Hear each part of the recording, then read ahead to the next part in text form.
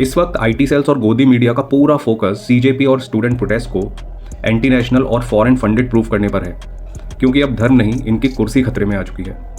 इतने साल बिना किसी अकाउंटेबिलिटी के हर मुद्दे को धर्म से जोड़ देने की और सवाल करने वालों को एंटी नेशनल प्रूफ करने की ये जो आदत इन लोगों को पड़ चुकी थी, वो अब काम नहीं आ रही है। इस देश के मीडिया का वो हिस्सा जो पूरी तरह बिक चुका है, इन हालात के लिए बराबर का जिम्मेदार है, जिसने इतने साल तक लोगों की आवाज़ को दबाने में भरपूर साथ दिया।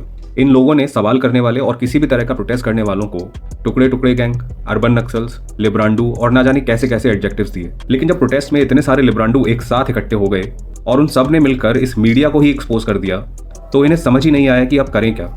लेकिन इतनी बेइज्जती होने के बाद भी ये लोग सुधरे नहीं हैं। अब भी वही घिसी पिटी स्क्रिप्ट रोज दोहराई जा रही है, anti national, foreign funding etcetera.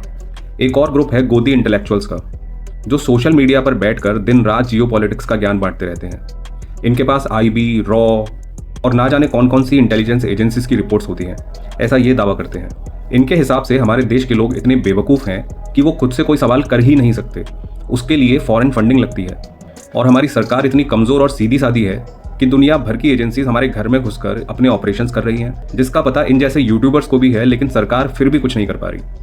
लेकिन इन बेवकूफ़ों से कोई ये पूछे कि इनके पास ये रिपोर्ट्स आती कहाँ से हैं, क्या ये रिपोर्ट्स भी लीक हो रही हैं, या फिर इन सो कॉल्ड इंटेलेक्चुअल्स की पहुंच इतनी ऊपर तक है कि इतनी कॉन्फिडेंशियल रिपोर्ट्स इनको इतनी आसानी से मिल जाती हैं कि ये रोज़ एक नई रिपोर्ट लाकर उस पर वीडियो बना देते हैं। और उससे भी बड़ा सवाल ये है कि अगर आपको किसी तरह ये रिपोर्ट मिल भी जाती हैं, तो क्या यूट्यूब जैसे पब्लिक प्लेटफॉर्म पर इनको डिस्कस करना और रिवील करना लीगल है?